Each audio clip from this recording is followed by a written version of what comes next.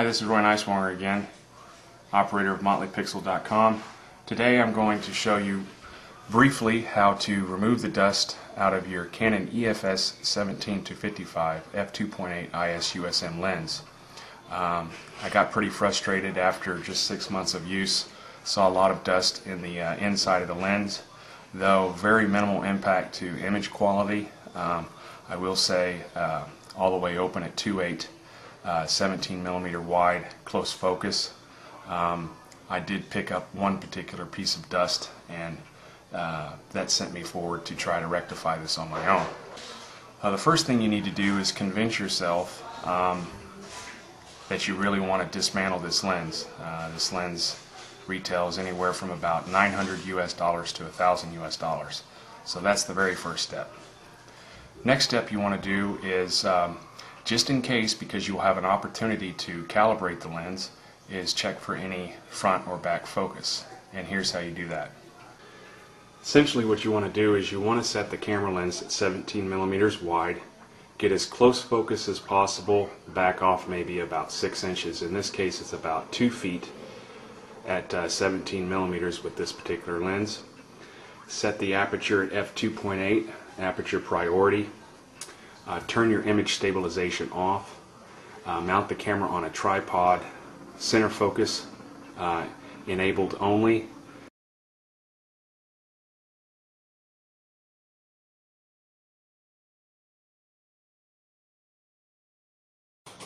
Okay, moving right along to the required materials.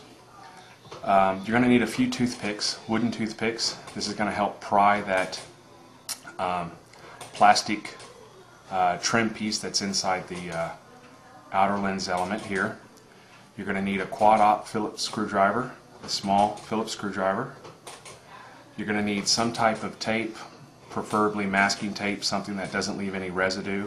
This is a medical tape, it works well, to actually mark where your glass is and tape it around the barrel, and then make a slice so you can line up the glass where it was, where you left it.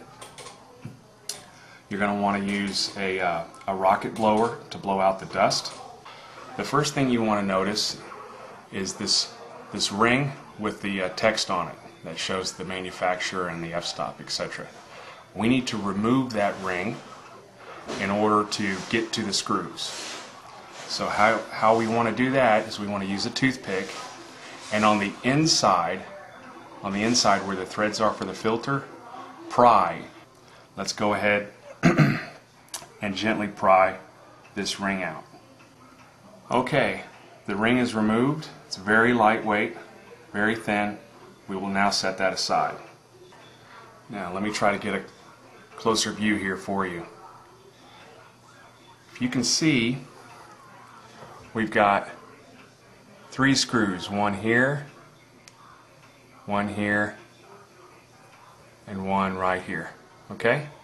If you also look very closely, there's a slot that's approximately 1 inch long where each of the screws go. In this particular case, the screw on all 3 of mine is screwed into the middle of the slot, and on each side there's a hole for the screw to go in. And these holes, there are 3 holes on each of these slots all the way around. They are the calibration points.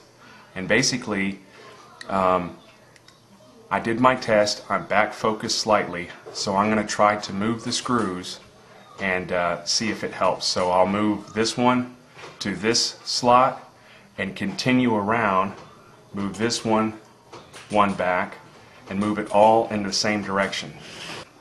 Okay, I've taken that piece of tape, taped it across from the glass all the way around to the outside, and then I cut right around where the threads are for the filter. Now it's time to remove the screws and take the front element out.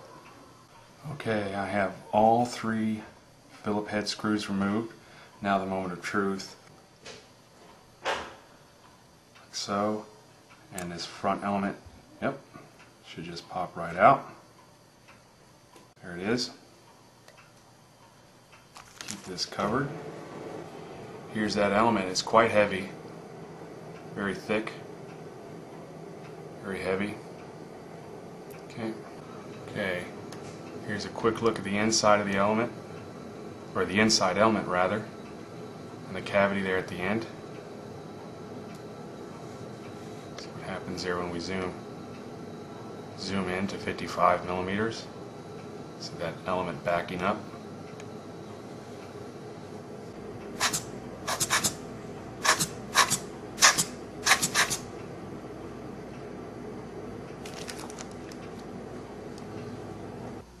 Okay, I spent about 5 minutes blowing out the chamber with the dust blower, rocket blower. I cleaned the element on the inside here, and I'm ready to place it in. And because we use this tape, it should go in just fine. Okay, you're going to want to line that tape up. It's lined up. Make sure everything else looks like it should, and we're ready to seat the screws. But what you want to do is you want to put the screws back, tighten them all the way down without Loctite, do your focus test, which is somewhat tedious. You're going to be taking several shots, bringing them into your computer, zooming in with your monitor and looking at the images. Take your time with this and it will pay off in the end. Okay, I've finished calibrating the lens, and in doing so I found out something new and very important. So correction to what I said earlier in the video. There are 3 places that these screws can screw into, and these holes are not at varying levels. They're all at the same level. The reason why there are 3 available holes is because on the inside of the lens here, the outer element rests on an inclined edge. And the way I found this out was unscrewing each of the 3 screws, backing them off about halfway, and then I was able to rotate the lens, and in one direction it eventually stopped against the back head of the screw, indicating to me that it was raising up. So the other direction was dropping the lens element down towards the back of the lens. So the reason why there are 3 is because you only have a fixed width to adjust the lens element. So the next step now is remove 1 screw at a time and add a tiny bit of Loctite, and I mean just a tiny bit. You don't want to get too messy with it. Okay, all 3 screws are seated. The lens is now immaculate. I really can't see any dust in there now, so I'm pretty pleased with that. Next step, I'm going to put this cover back over the screws, and what I'm going to do, hopefully to mitigate some of this dust coming in, is using the silicone.